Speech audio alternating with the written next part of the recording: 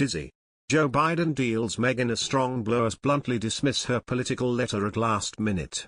Meghan Markle's attempts to influence Biden's $1.75 trillion infrastructure plan have fallen short, it was revealed on Thursday, as the president announced he has dropped paid leave for new parents from his bill, just days after the Duchess penned a lobbyist letter pleading for it to be made a national right. The 40-year-old mother of two sparked furious controversy earlier this month when she turned lobbyist by writing an open letter to House Speaker Nancy Pelosi and Senate Majority Leader Chuck Schumer advocating for paid family leave. Meghan's extraordinary 1,030-word letter, which was written on the Sussex's new post-Megxit letterhead, sparked furious controversy, and saw the Duchess accused of using her British royal title to try and meddle in US politics. Some also suggested that she was using tactics of an aspiring politician and adopting a ruthless streak to try and influence Biden's Build Back Better bill.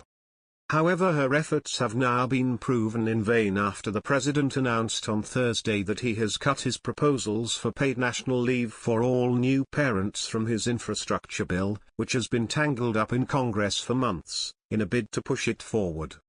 In the letter, which was handed out to several of the Sussex's preferred media outlets, Meghan, who grew up in a middle-class family in Los Angeles, said that she was writing to Pelosi and Schumer not as an elected official nor a politician but as an engaged citizen and parent. And as a mom.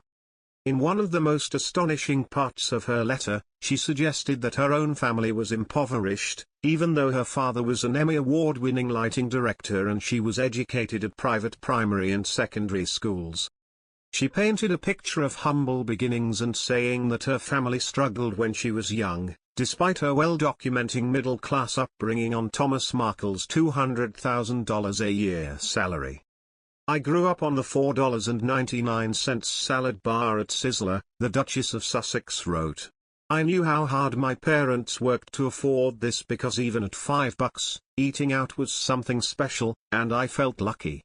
I started working at the local frozen yogurt shop at the age of 13.